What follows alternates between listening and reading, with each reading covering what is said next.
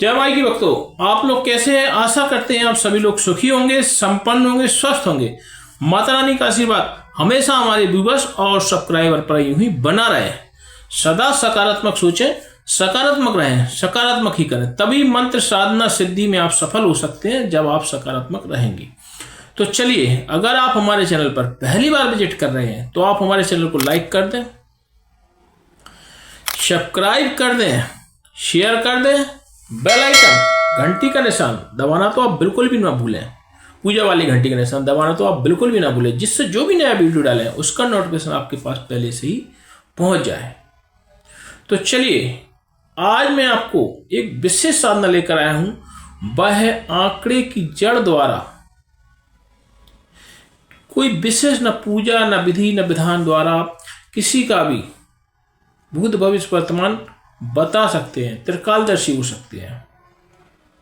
इसमें आपको कुछ भी नहीं करना है, मात्र इसको किसी भी अमावस्या के दिन आपको ये जड़ लाना है। रात्रि में ही लाना है इसको, 12 बजे के आसपास, बिल्कुल घड़ी का कांटा चढ़े तभी आपको ये जड़ लाना है। और उसको आपको कहना है कि अमुक कार्य हेतु ले जा रहा हूं। पहले तो आपको जाना है और फिर आपको उसको जड़ को खुद कर लाना है। तो उस जड़ को जब आप लाएंगे तो सबसे पहले आपको पुणे के एक दिन पहले जाना है। पुणे के एक दिन पहले वृक्ष के पास जाना है और आपको उसको एक लोटा में गंगा जल ले जाना है, थोड़ा सा रोरी, अक्षत, सिंदूर, कुमकुम, चंदन इत्यादि ले जाके जाना है। तो आपको 14 के दिन जाना है। 14 के दिन जाओगे आप दोपहर में 12 बजे।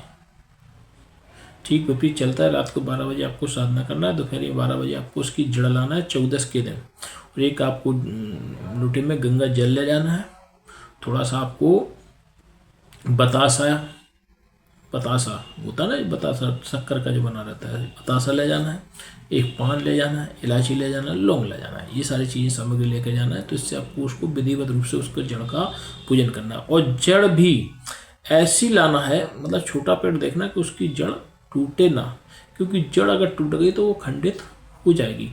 बिना खंडित नहीं होना चाहिए। तो आपको जड़ लाना है।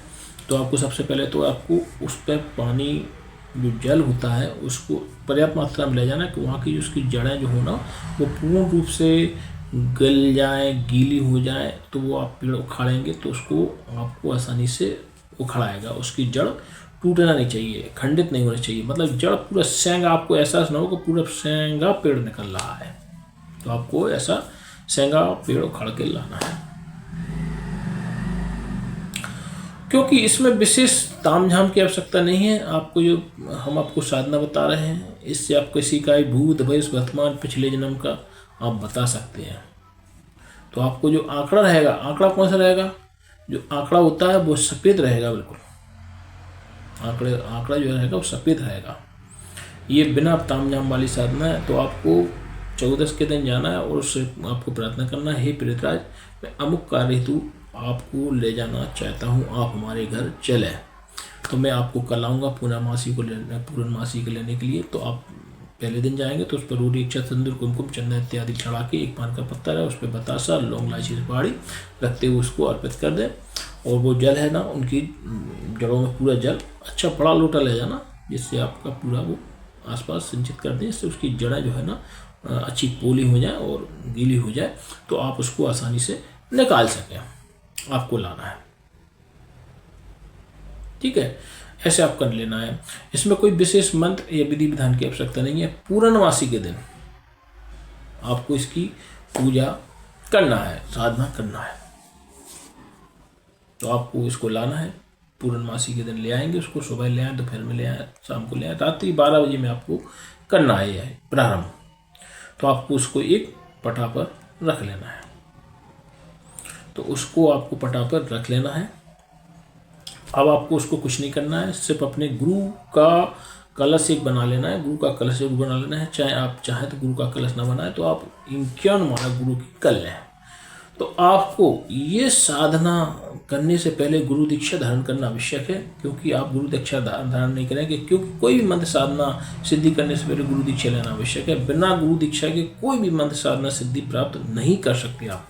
तो आपको गुरु दीक्षा अवश्य धारण करना है। तो आपको ये जो पेड़ है ना, उसको पूरा जड़ सहित लाना है, उसकी पूजा आपको करना है। तो सबसे पहले तो अपने गुरु के कलश का पूजन कर लें।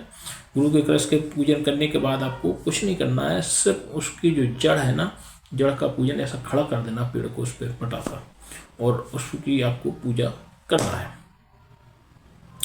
ऐसा लगातार आपको 5 पूर्णमासी दिन करना है।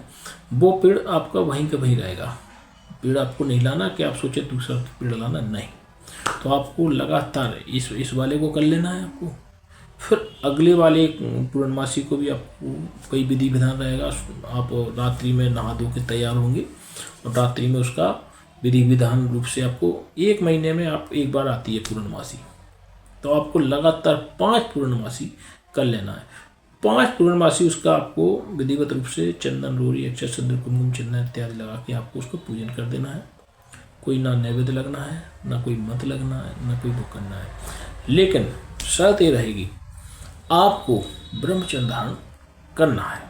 आपको ब्रह्मचर्य अवश्य धारण करना है। ब्रह्मचर्य के ये साधना सफल नहीं होगी। तो आपको ब्रह्मचर्य मन, वचन, कर्म, तीनों चीज़ों से आपको ब्रह्मचर्य धारण करना है। लोगों, क्या होता है कि कुछ लोग ये कहते हैं कि मैं बात ही तो कर रहा हूँ, इससे कुछ नहीं होता। नहीं, गलत बात करने से ही आपकी शक्ति क्षीण हो जाएगी।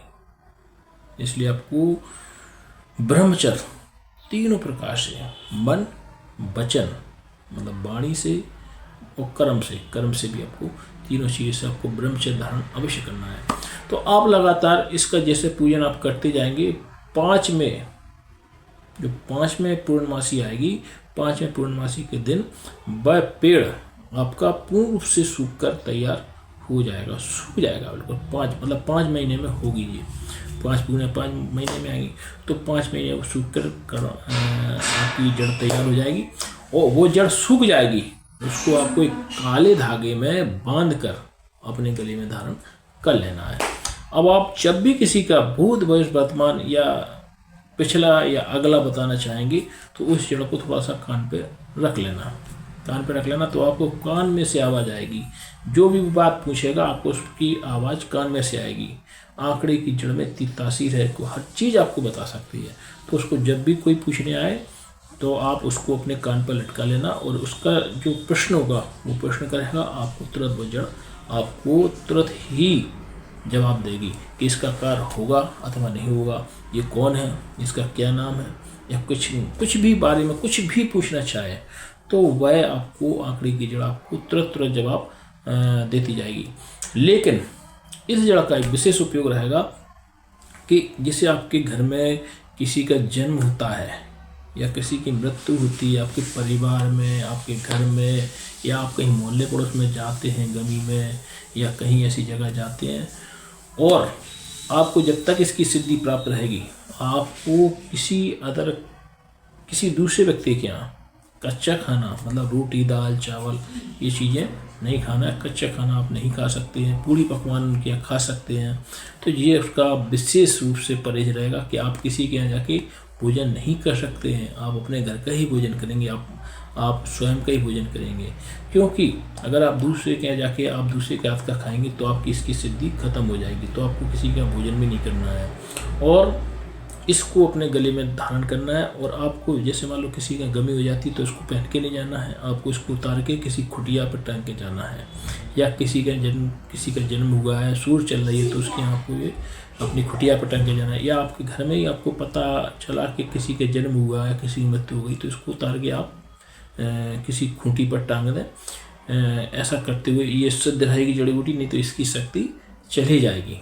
यदि ये जानकारी आपको अच्छी लगे तो आप हमारे चैनल को लाइक कराएं, सब्सक्राइब कराएं, शेयर कराएं, बेल आइकन घंटी का निशान दबाना तो आप बिल्कुल ही न भूलें, जिससे जो भी नया वीडियो डालें उसका नोटिफिकेशन आपके पास पहले से ही पहुंच जाए। जय माई की।